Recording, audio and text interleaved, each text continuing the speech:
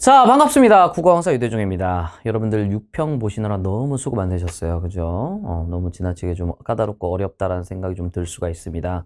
하지만 제가 항상 얘기하는 게 있어요. 일일비하지 말자.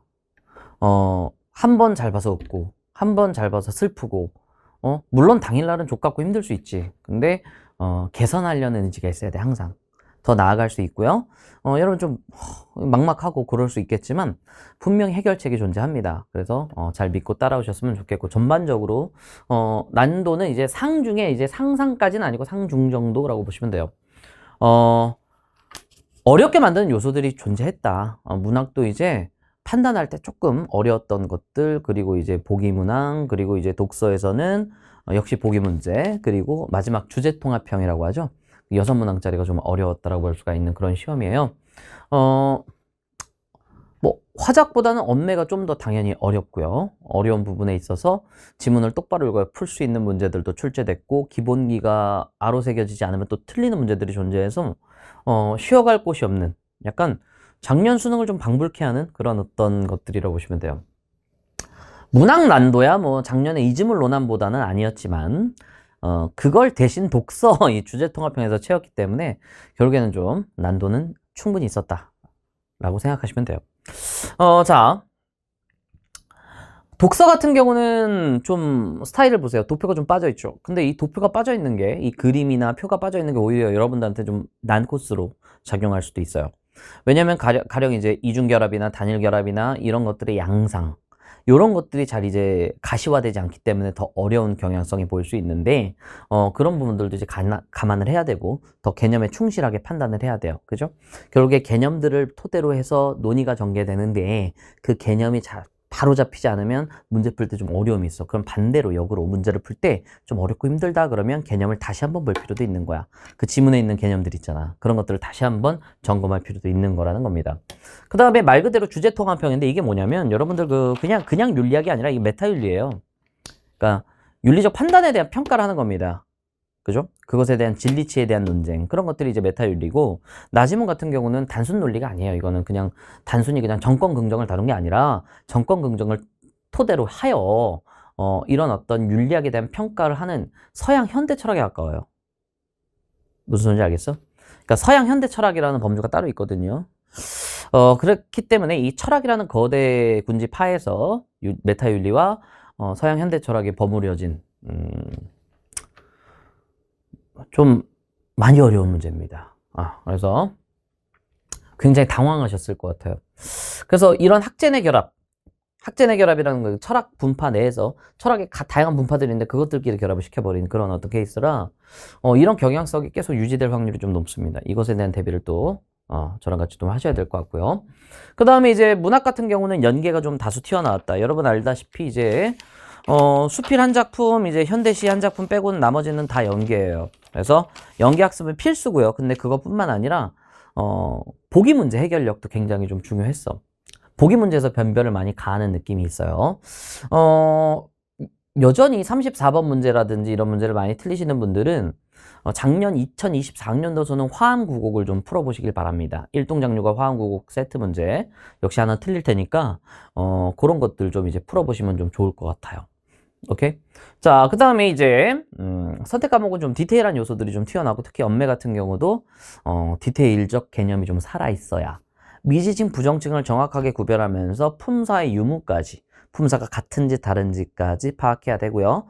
지칭어, 호칭어를 기본적으로 차이를 좀 인지하고 있느냐. 근데 단어 자체를 생각하면 쉽거든요. 지칭은 말 그대로 지칭이고, 호칭은 지금 청자에게 뭔가 호명하는 그런 것들이거든요. 그 개념이 아로새겨 있으면 좀 문제 풀기 좀 쉬웠다. 뭐 아무튼 그런 거예요. 보어와 보어가 아닌 것들을 구별하는 문제가 바로 이제 37번이었고요. 그런 디테일이 좀 살아있기 때문에 여러분 좀 언매 같은 경우는 지엽에 대한 학습을 좀 하셔야 돼요. 그러니까 선만 가져가는 수업으로는 안 돼요. 이제 꼼꼼하게 디테일을 잡아주는 수업 꼭 이제 선택을 하셔야 될 것 같고요. 그럼 이제 각자 평가를 좀 해보면, 이 독서의 어떤 간단하게만 보세요. 이 6번 같은 경우는 기본적으로 좀 약간 좀 추론이라고 생각하시면 돼요. 지문에 명시화가 돼 있지 않아요. 근데 어쨌든 뭐 이 스톡 옵션을 행사할지 말지는 자유다. 근데 행사하지 않았을 경우 어떤 일이 벌어질까? 말 그대로 뭐 행사를 안 하면 되는 거거든요. 부여받은 그 권리를 행사 안 하면 되는 것 뿐이라 기본적으로 그 손실 여부를 좀 조금만 생각해도 오케이 할 수 있는데 손실이 입지 않을 수 있겠구나라고 판단할 수 있는데 그게 약간 좀 지문에 명확하게 기술되어 있지 않아서 어려움을 좀 겪을 수도 있다. 그래서 이런 부분에서 좀 어려워하신 학생들은 좀 점유소유 지문 그런 것들 한 번 더 풀어보시면 좀 좋을 것 같고요. 그래서 이제 6번 같은 문제가 좀 이제 우리가 좀 기억해야 될 문제 중에 하나였고, 사실은 7번은 다시 풀어보세요. 지금 이거 시간 쫄려서 내가 볼 때는 좀 힘들었던 것 같은데, 다시 한번 가서 보시고, 또 하나는 뭐냐면, 좀 어려울수록 이제 개념 기반으로 좀 보세요. 가령 이제 2022학년도 6월 모의평가. 그 바나나 지문 기억나죠? 그죠? 인과지문을 한번 풀어보시면, 또 틀리는 문제가 하나 있을 거예요. 그건 여러분의 개념이 좀 부족해서 틀리는 어떤 문제 유형이거든요. 과정 1, 2, 3, 4 얘기하고 막 언급되는 그 문제 있죠. 2022학년도 6월 문제. ebsi.co.kr 들어가면 쭉 있어요. 거기서 다운받아서 한번 풀어보셔. 알겠어? 이 7번 틀린 사람은 요것도 틀릴 테니까. 알겠어? 이게 단순히 이제 이 지문에 대한 에러 문제가 아니라 독서를 접하는 태도의 문제일 확률이 되게 농후해. 내 말 들어. 그 다음에 이제 9번 같은 경우는 이제 말씀드렸듯이 약간 그림이 나와 있으면 좀 더 편하지 않았을까라는 생각도 들지만 어쨌든 과정별로 좀 끊으면서 말씀드렸듯이 1, 2문단을 다시 한번 좀 읽어보는 그런 어떤 포인트가 필요해요. 여기도 마찬가지로 바나나 지분 요거 풀어볼 필요가 있어요. 이 두 문제 다 요것과 관련이 있습니다. 그래서 기본적으로 네가 갖춰야 될 태도는 좀 안 풀리고 어려울 때 그 앞에 개념을 다시 한번 점검할 필요가 있어요. 그 부분에서 좀 약할 수가 있거든. 자, 그래서 개념 기반 베이스로 좀 이제 개념 기반이라는 건 네가 없는 개념을 막 공유가를 공부해라 이게 아니라 지문을 접할 때 결국 개념 범주를 설명하고 그 다음에 논의를 쫙 펼쳐 나가거든요. 근데 그 개념에 대한 정초가 되어 있지 않으면 기본이 되어 있지 않으면 문제를 풀기도 좀 어려울 수가 있어. 그래서 그런 부분들을 좀 생각을 하자는 거야. 그리고 말씀드렸듯이 13, 15, 16은 이거는 이해도가 떨어지면 아예 접근 자체가 좀 어려운 문제들이에요. 13, 15, 16 다 그래. 그래서 기본적으로 이런 것들은 좀 이제 이 우리가 평소에 얘기하는 이제 구조적인 독해가 잘 안 먹히는 케이스들이죠. 기본적으로 이해 중심으로 좀 접근을 해야 되는 어떤 그런 포인트들이 좀 있고요. 물론 각자의 견해를 좀 정리하고 판단을 해야 될 경우가 있는데 가령 이제 P면 Q이다, P이다, 그러므로 Q이다라는 이런 정권 긍정 규칙은 직관적으로 맞아요. 직관적으로 맞는데 지금 그 직관에 반하는 행동을 해야 되는 상황에서 사실 뭐 이게 직관적으로 맞는데 그게 아니라고 하면 이제 문제가 발생하는 거잖아. 그럼 그 직관을 포기할 것이냐 이런 어떤 흐름이거든요. 그런 흐름 속에 있는 지문이에요. 이건 그러니까 이건 단순히 정권 긍정 지문이다라고 얘기하면 안 되고요.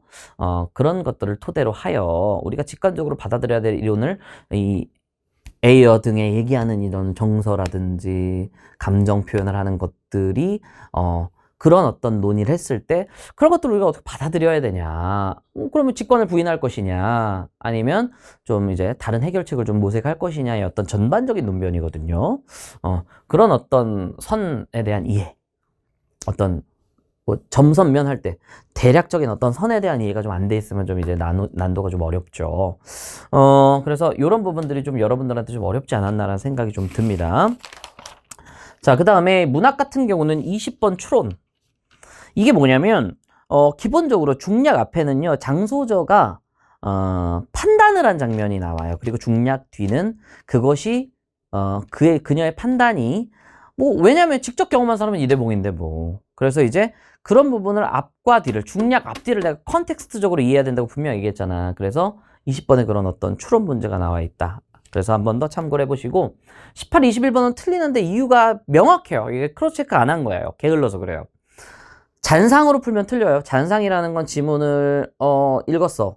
근데 이제 그 잔상을 가지고 그냥 크로스 체크를 안 하고 지문과 선지를 왔다리 갔다리 하는 연습을 안 하고 처음부터 왔다리 갔다리 하면 안 되지. 당연히 한번 읽고 그 다음에 이제 문제를 풀 때 다시 한번 지문을 가야 되는데 그걸 안 가면 18에서 21을 틀리게 돼요. 21번에 막 3번 쓰고 18번에 막 3번 쓰고 막 이런단 말이야.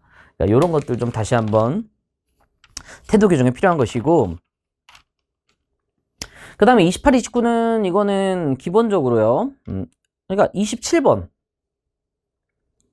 뭐 27번, 27번과 29번. 요것들이 바로 서술 방식과 관련된 것들인데 단순 서술 방식이 아니라요. 이게 인물의 내면과 관련 있는 서술 방식이야. 그래서 2020학년도 수능 자전거 도둑. 그리고 자신의 내면을 대상화한 2024학년도 무성격자 지문. 무성격자 지문은 기본적으로 이제 6월 모의평가. 이런 것들을 좀 풀어보면 좀 도움이 될 거예요. 알겠어? 자, 그래서 이런 것들 좀 풀어봐. 그러면 이제 서술상의 특징과 내면이 맞닿아 있는 그런 어떤 작품들을 통해서 좀 더 이해가 될 거니까. 제가 이거 뉴블랙 풀어드렸을 때 분명히 얘기했었죠. 뉴블랙 모의고사, 제 모의고사 풀 때 분명히 내가 하루 전에 풀라고 했잖아요. 그때 하루 이틀 전에 풀라고 하면서 뭐라 그랬어? 이 따옴표 빠져있는 거 나온다고 했지. 따옴표 빠져있는 거 나오잖아. 그러니까 이제 27번에 답은 나올 수밖에 없는 거야. 이게 특징적인 부분이고 이게 빠져있을 때 좀 더 생생하게 목소리를 드러내는 효과가 있다고 내가 분명히 얘기했지. 응? 그런 부분들. 그래서 이제 학습이 계속 돼야 돼요. 이런 것들이. 자, 잊지 마시고. 그 다음에 이제 엄매 같은 경우 뭐 화장은 딱히 뭐 어려운 건 없었는데 엄매 같은 경우가 이제 그 36번, 35, 36, 37 다 이게 여기가 다 구멍이거든요. 지금 여러분들한테 틀렸으면. 이 35번은 기본기야. 이거 기본적으로 나랑 그 엄매 총론 시간에 맨날 했던 3패턴. 3패턴 적용하면 바로 풀려요. 이거. 오늘이다라고 할 때 오늘은 체언 더하기 조사니까 조사가 뒤에 있잖아. 서술격 조사가 있으니까 여기서 오늘은 명사라고 얘기했잖아. 오늘 와 할 때 오늘은 뭐라 그랬어? 와를 수식하면서 기본적으로 수로를 수식하니까 이제 여기는 얘 이 새끼 부사 중에 부사구나 라고 생각을 하면서 명사 부사 판단하고요. 그죠? 같이 놀자의 가치는 부사고요. 너 가치는 이제 너 옆에 가치가 붙어 있으니까 조사다. 이런 것들 다 연습했잖아요. 그런 기본기로 세팅 딱 돼 있는 거야. 품사 구별을 그렇게 하는 거예요. 부정칭, 미지칭도 내가 구별하는 거 얘기했을 텐데. 그죠? 누구나 누구라도 누구든지 나라도든지가 있고 그리고 질문의 형태를 바꿨을 때 yes, no로 바꿀 수 있느냐 없느냐를 판단하라고 내가 분명히 얘기했잖아. 그지? 그러니까 굉장히 지엽적인 부분을 낸다니까. 그거 이제 미지칭 부정칭 나올 때 돼서 낸 건데 거기에다가 품사 여부까지 이제 3패턴으로 판단하는 그런 어떤 문제가 이제 나온 거예요. 37번도요. 사실 이 4번 선지 때문에 낸 건데 되다 아니다 앞에 이나가 그리고 걔는 주어면 안 되면 뭐라 그랬어? 내가 보어라고 했잖아. 그지? 이 보어에 대한 판단과 보어가 아닌 것에 대한 판단을 구별해야 돼. 내가 우리말의 보어는 타이트하다고 얘기했지. 그래서 그런 부분들이 이제 기본기로 튀어나온 것이고 36번은요. 사실 지칭어, 호칭어의 단어 자체를 생각하면서 접근해야 돼요. 지칭어 자체, 호칭어 자체. 그리고 사실 뭐 39가 그렇게 어렵진 않았다만 음차라는 거, 훈차라는 거. 그런 어떤 개념들이 좀 아로 새겨 있어줘야 풀어. 38번도 그렇게 어렵진 않았지만 어쨌든 이게 단순히 그냥 야 이거 짝짝짝 된소리 대기야 짝짝짝 자음군 단수나야 이게 아니라 자음군 단수나 음절이 끝소리도 구별하면서 동시에 무엇이 먼저 일어났고 무엇이 나중에 일어나는가 이런 어떤 순서를 잡는 그런 어떤 좀 문제. 이제 더 이상 음운의 변동은 단순하게 이제 교체, 축약, 탈락, 첨가지 그런 게 안 나와요. 그것뿐만 아니라 다른 요소들이 결합돼서 이렇게 음운 변동의 과정, 결과만 나오는 게 아니라 음운 변동의 과정 혹은 뭐 로마자와의 연결 그 다음에 이제 또 표기와의 연결 이런 식으로 좀 계속 링크돼서 나오거든요. 그래서 그런 것들 좀 이제 점검을 하실 필요가 있겠다라는 겁니다. 자, 해결책. 그래서 뭐 어떻게 하라는 겁니까? 기본적으로 이해 중심의 기본기가 필요해요. 자꾸 모의고사만 백날 풀어봐라. 그게 뭐 효과가 있나? 모의고사를 백날 푼다고 그 주제통합형, 그 메타윤리학과 그런 어떤 서양 현대 철학을 여러분이 뚫을 수 있을 거라는 생각을 하지 않습니다. 기본기가 제일 중요하고요. 그리고 이제 중간중간에 독서에서 숭숭숭 틀려 있는 거, 그 주제 통합이 아닐지라도 중간중간 보기 문제 틀리고 9번 틀리고 막 7번 틀리고 6번 틀리고 이런 학생들은 기본적으로 이해 중심의 기본기가 좀 필요해요. 그래서 뭐 제가 뭐 다른 강사를 추천할 수는 없잖아요. 그죠? 인셉션 독해부터 좀 시작을 하셨으면 좋겠고요. 계속 거기서 틀려나가는 애들은. 그리고요. 자, 뭐 파노라마 인문 같은 경우도 한 번 정도 점검을 해볼 필요는 있겠죠. 왜냐면 인문도 한번 쭉 요즘 인문이 이제 계속 이제 난도가 높은 지문들로 등극되고 있으니까 한번 좀 풀어보는 게 나쁘지 않을 것 같습니다. 그 다음에 문학 같은 경우는 문제 해결력이 필수예요. 어떻게 풀어나가는지도 중요해요. How to read 뿐만 아니라 How to solve 어떻게 푸는지도 굉장히 중요해. 오케이? 그래서 인셉션이나 파노라마 문학 이런 것들도 이제 같이 하시면서 EBS 연계 지문도 같이 이제 하셔야 돼요. 저 같은 경우는 뭐 OBS라든지 이런 것도 또 준비되어 있고, 그 다음에 이면문학 같은 경우는 문학 모의고사를 계속 풀고 있죠. 그래서 계속 이제 문제 해결력, 그러니까 종합적이야. 그러니까 기출적인 마인드, 인셉션 네오 같은 게 그런 것들이고, 그 다음에 이제 연계 효과도 봐야죠. OBS라든지 이면문학 모의고사라든지 이런 걸 같이 좀 어우러져서 해야 문제를 좀 잘 맞힐 수가 있어. 이것만 하면 안 돼요. 그죠? 요번에도 34번 틀렸잖아. 그지? 예, 틀린 학생들은 이제 작년 수능 풀어보라고. 그 고전 시간 문제 또 틀려. 그런 것들 명심해 두시고, 그 다음에 화작은 항상 기출이 제일 우선입니다. 기출이 제일 우선이에요. 그러니까 뭐 EBS도 있고, 뭐 예를 들어서 뭐 사설 모의고사도 있지만 기출이 최우선입니다. 계속 문제를 풀어 나가시고, 뭐 화작 총론, 화작 기실에 뭐 이런 거 쭉 있어요. 그래서 이제 쭉 풀어 나가시면 될 것 같고요. 그 다음에 엄매 같은 경우는 이제 기본 개념에 충실하되 미시 개념까지 다 해야 돼요. 이제 굵직한 개념으로는 부족해. 문제만 디립다 풀지 마. 항상 기본 개념에 충실하셔야 돼요. 그 다음에 그 36번 같은 경우는 사실 그 기니 디리미를 안 보면 못 풀어. 그러니까 지문형 문법은 하나 정도는 좀 기본 개념으로 풀 수 있게. 근데 그 기본 개념도 약간 디테일한 세부 개념에 가까워요. 그 35번이 그런 거고. 36번 같은 경우는 지문을 반드시 읽어야 돼. 안 읽으면 틀리게 돼요. 그래서 그 대신에 그러면 선생님 뭐 시간 안배가 잘 안 되지 않나요? 라고 생각할 수 있는데, 뭐 안 읽고 풀면 지문형은 왜 있어? 그러니까 읽고 풀 때 가속이 붙는 거야. 내가 개념을 잘 아로새겨 있으면 가속이 붙는다고. 그러니까 그런 부분에 좀 더 이제 학습을 할 필요가 있겠다라는 생각인 거예요. 그죠? 그러니까 이 지문형 독서를 좀 읽어버릇해야 돼, 좀 어느 정도. 그러니까 두 문제 중에 한 문제는 분명히 읽어야 풀 수 있는 문제가 등장합니다. 그래서 항상 그런 것들 놓치지 말고, 특히 이제 요번에는 고전이 섞이지 않았지만 지문형이 섞이면서 고전도 같이 섞이면 이게 그 문제는 무조건 읽고 풀어야 돼요. 응? 근데 네가 너무 급한 나머지 좀 이제 뭐 현대 국어 갖고 현대 국어 35, 36 현대로 묶인 지문형이니까 그냥 바로 풀어보자 하다가 그냥 팍 나가리 된 건데 좀 조심하셔야 된다. 지문형 문법은 일단 한 문제는 무조건 읽고 풀어야 되게 만들어 놨는데 결국 안 읽고 푸는 건 없어.